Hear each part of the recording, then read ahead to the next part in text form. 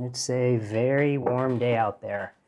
I have the window open and I have on the windowsill this crock of some fermenting batter. I don't know if you can see this.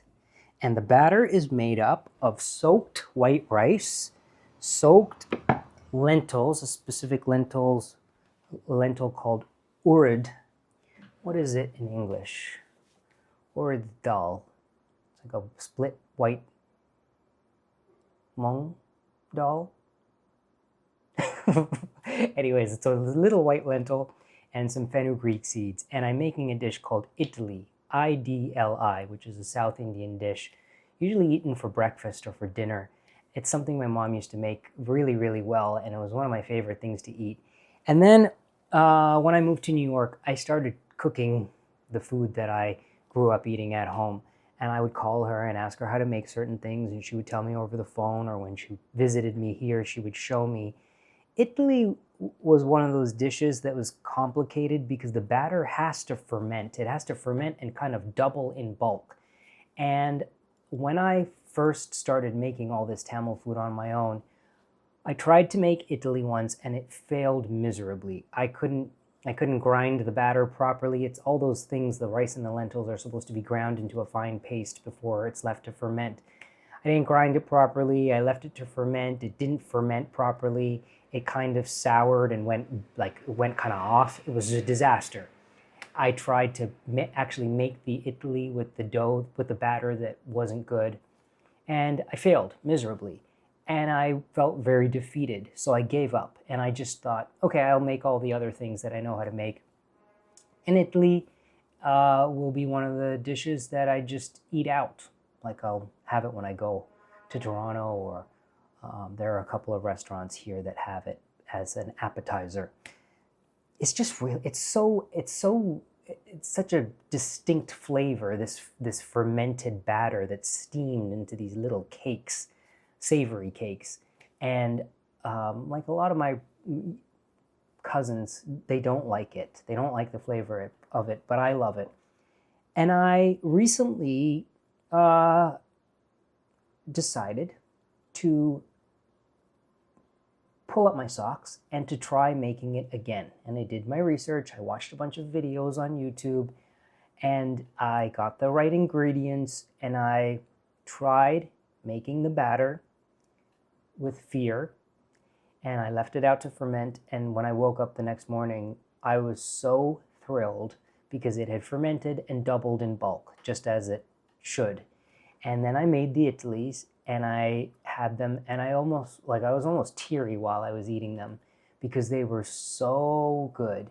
They were like restaurant idlis, and you eat it with traditionally with sambar, which is another lentil dish, and then coconut chutney.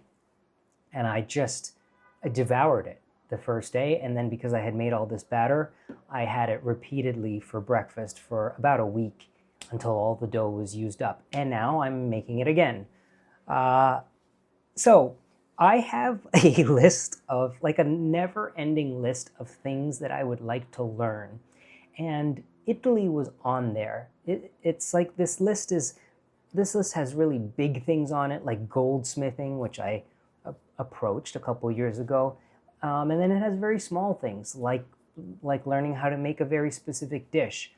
And I think that it is a very good thing to make a list in your head or even on paper of the things that you would eventually like to learn how to do.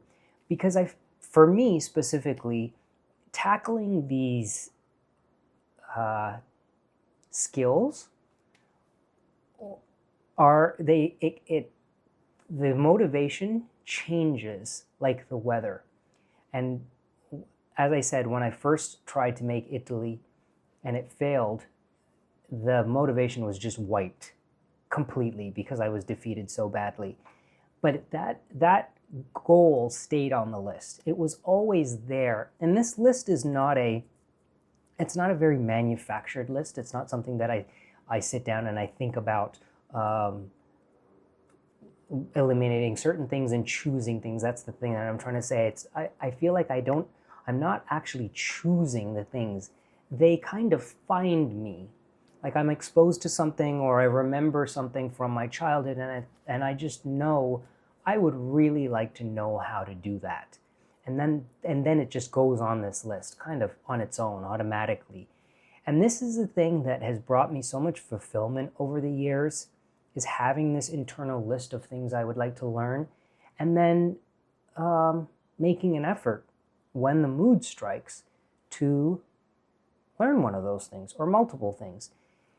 The great thing about this approach of having this ongoing list is that you don't have to treat it very seriously. You don't have to treat it like it's like all or nothing. And because I don't treat it like work. I mean, if I find a teacher, like for pottery or for watercolor painting or for goldsmithing, if I find a teacher and then I'm given instruction and tasks that I have to do on my own, I do take all of that very seriously and I treat it like homework. But the approach to the practice, I'm easy on myself. I'm easy on myself in that if I'm trying something and I'm just not in the mood to do it, I stop and I move on to something else. And this is where, over the years, when people have asked me, how do you know how to do so many things? The so many things, they come and go. They come and go, as I said, like the weather. I'll focus on one thing for a certain amount of time, and then when I tire of it or I just am not inspired anymore, I'll switch to something else. And this is the great thing about having multiple things that you can spend your leisure time on learning. Big things and small things. Something as small as making a dish, like one dish that is nostalgic to you maybe. Maybe it's a dish that one of your relatives knows how to make and you take notes or you watch them make it, and then you decide that you're going to try to do it yourself. On my list, like currently, there are a couple of things that seem to be floating to the surface that I feel like, ooh, it's really time to learn how to do this. And this is where I didn't know that was going to happen. It just happens. Like the mood arrives. And I feel like when the mood arrives, you should listen. You should listen to the calling. So currently, one of the things is basket weaving. Learning how to weave a basket is something, basket weaving is something I have never done before, ever. And I have wanted to learn how to do this for probably over 20 years, even before I started working at Pioneer Village. And then when I started working at Pioneer Village, I did think, oh, because I work here, I'm probably going to be exposed to basket weaving, and I will learn how to do that. Well, that never happened, and this desire to learn the skill never went away. So now with Instagram, whenever I see like basket weavers and I click on the videos and watch, now Instagram knows that I have been watching basket weaving videos. So it has been feeding me all kinds of basket weaving videos from all over the world. And the great thing about that is you get exposed to people working on a very high level. And some of those people teach courses. There is a guy that is a basket weaver in France and I think Austria. His name is Benjamin Nulo, I think that's his name. And every now and then he offers a course. They sell out very quickly. It's like for a dozen people in the country in one of his homes. And so that's on my list of things that I feel like I really want to learn currently. And I will probably lean into that. So that's the inspiration. The second part of this that I would love to share is fear. Don't be scared. The big failure with the Idli made me kind of scared to try again.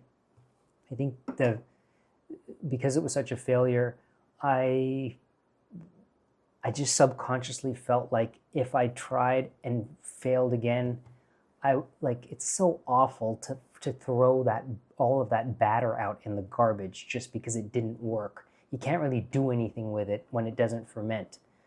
And that's what happened the first time. And it was kind of just traumatizing to throw this good these ingredients in the trash. And I didn't want to go through that again. So there's fear. And the fear can really stop you from trying. Like you try something, then you fail miserably. Maybe it's you didn't find the right teacher, or you just really weren't in the mood to do it, and you thought you should do it. Whatever it is, when you're kind of traumatized by trying and failing, and yet you still want to learn how to do it, the fear comes in, fear of failing. Don't be scared. And I know that's easier said than done, but the thrill of eating those idlis that I had made myself from scratch was just a reminder of how important it is to get over the fear and to get back on the horse and try again. And I was thinking of that every time I ate those idlis. I thought, I was scared to do this, and now I've done it, and I'm enjoying it so much. And imagine if I didn't try because I was scared. I wouldn't be enjoying this now. So that's a little bit of inspiration to you. If you have even the smallest inkling to learn how to do something, and it's just there and it kind of has always been there, those are the things that I feel are just kind of sprouted from you internally. You're not looking for them externally. They're in there because they're in there for a reason. It's because you kind of really need to listen, and you really need to try it out, try learning. And if you fail, try again. Some inspirational advice that is born out of the fermenting idli batter on the windowsill.